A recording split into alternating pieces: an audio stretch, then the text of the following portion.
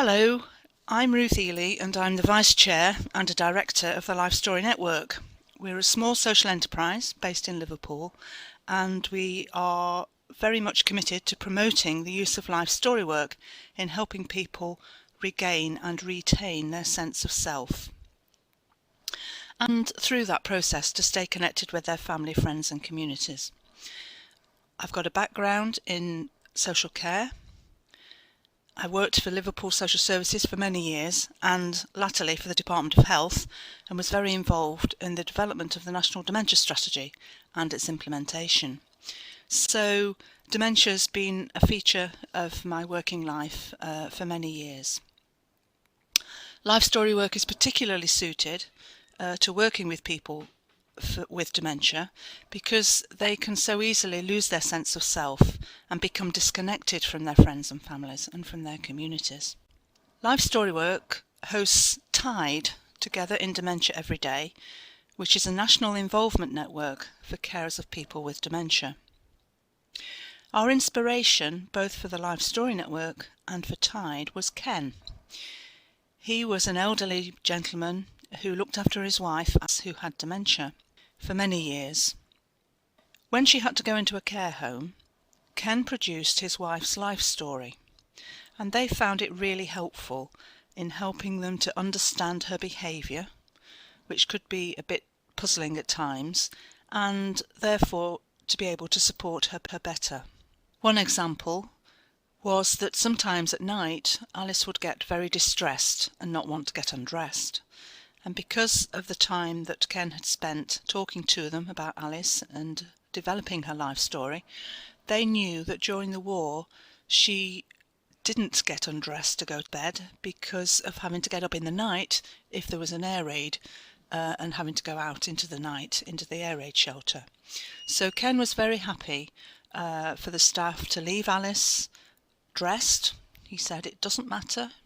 Once in a while she won't come to any harm, and it's much better for her to be less anxious and agitated than for staff to insist that she gets undressed and goes to bed with all the distress that goes with that. Ken's vision was for a national network for life story work, and that's what led to us setting up the Life Story Network.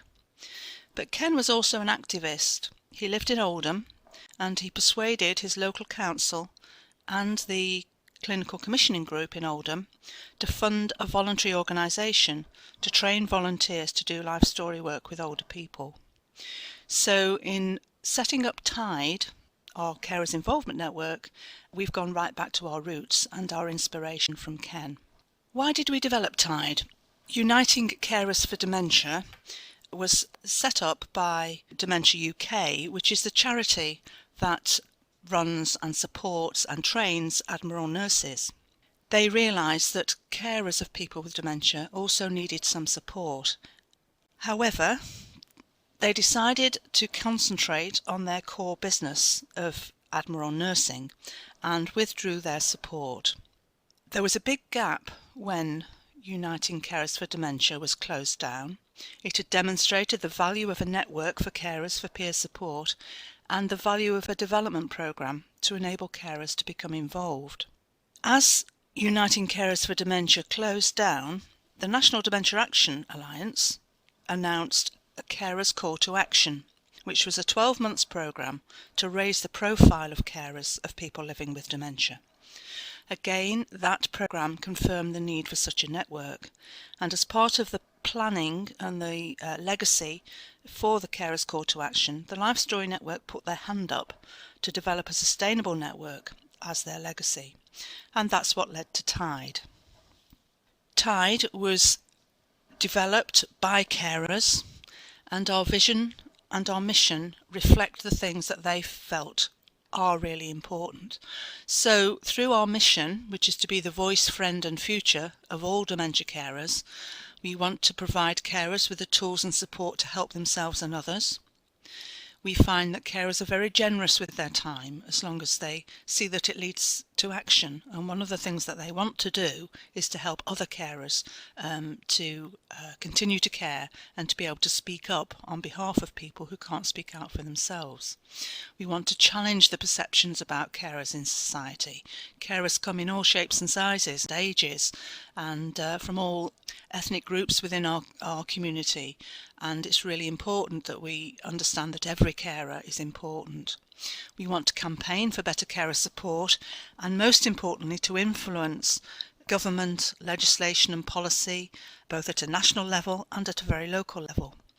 We want to educate people, our organisations and wider society on the importance of carers and the role that they play, and we want to help carers connect with other carers so that we will eventually have a truly unique support network. So why do carers matter? Firstly, they are the largest workforce in dementia care. This is often overlooked. We hear about the pressure that the NHS and social care are under, but if every carer of somebody with dementia decided today that they'd had enough and couldn't carry on, the NHS and social care would have to find another £11.6 billion. That's how much money family carers save the NHS and social care economy by their unpaid work that they do. There's quite a lot of evidence that caring for people living with dementia experience greater stress and distress than other groups of carers. The most recent report is from the Carers Trust, and that was called A Road Less Rocky. And part of the reason for that is that dementia is a complex illness, it's unpredictable and it's progressive. And that inevitably means that the carers are under greater stress because they're never sure from day to day what's going to happen. They know that things will get worse, dementia doesn't get better, and the unpredictable nature of the illness is very difficult to manage and to cope with. We should remember as well that when a person is given a diagnosis of dementia, it's also the family who get that diagnosis too. They have to live with that and they have to adapt and manage that diagnosis just like the person with the illness. It's really important to give people hope when they get a diagnosis, and we know that it is possible to live well with dementia. But despite all of that, carers can often feel very isolated and on their own. And that's why a network of carers to help them feel supported and to help them get involved if they want to get involved is really important. So why would we involve carers? They are the experts in the care of their relatives. They know them better than anybody else. They know what calms people down, they know what might trigger some agitation, they know the sort of things that they enjoy doing, they know the things to avoid, and they know how to get them to do the things that need to be done. Sometimes people with dementia can get very distressed and they don't understand verbal instructions. I'm sure that staff working in care homes will be only too familiar with that. But family carers have often worked out ways of getting them to do things that need to be done, such as personal hygiene, getting dressed in the morning or getting undressed to go to bed. And paid staff can learn a tremendous amount from family carers. Most carers want to carry on caring, even though it can be very difficult and hard work at times. And particularly when people need to go into residential care, their family carers want to stay involved and want to carry on caring to some extent. Staff can sometimes find that difficult because they may think, with the best of intentions, that they're taking for now, they're looking after this person and carers don't need to worry anymore. And while some of that is true, it's really important that carers are encouraged to stay involved if that's what they want to do. And remember as well that carers can help staff to provide more individual care, and that can give you greater job satisfaction. If you know you're looking after somebody in the best possible way that's suited to their individual and unique needs, that must mean that you get greater satisfaction from the job that you're doing. Tom Kitwood, who was an expert in dementia and really changed the way that we think about people with dementia and really promoted the idea of person-centred care for people with dementia, he said that if you've met one person with dementia, you've met one person with dementia. Because although there are common experiences, everybody's dementia is different. How it affects you depends on which bit of your brain is affected. And as there are over 100 different types of dementia, that means that there will be many, many different ways in which people are affected individually by the dementia. And the same goes for carers. Everybody's experience is different. And again, although there are common experiences and things that carers can share and learn from each other, nonetheless, everybody is unique. So that's why it's really important to involve carers in the care that paid staff are providing, because they know their relative best. They can also give vital feedback, of course, about the care that is being provided and the way that services are delivered. Professionals may assume that they're doing a good job and that they're doing things in the best possible way, but unless you actually ask people and ask those around the person that you're caring for, you may be doing things unwittingly that aren't the best that can be done. And that feedback about the care and services is really, really important and can ensure that what you're doing is really suited to the people that you're looking after. And of course, for Abbeyfield, carers can be ambassadors for the service and what you're doing. If you're doing a really good job and people feel proud of the care that their relative is getting, they can be great ambassadors for Abbeyfield and can promote it and can do lots of good work in terms of reputation, credibility, and of course fundraising as well. So how do we involve carers? Well, the most important thing is to talk to carers. It sounds very easy, but actually it's something we often overlook. So always welcome people when they come to visit their relatives. Always ask how they are, find out about them, and how they're feeling and their well-being, and is the care that you're providing causing them stress in some way because maybe they've visited and their relative's been wearing somebody else's cardigan, or they can't find the new nightie that they brought in the previous week. Find out about how they're doing and about how their relative's doing.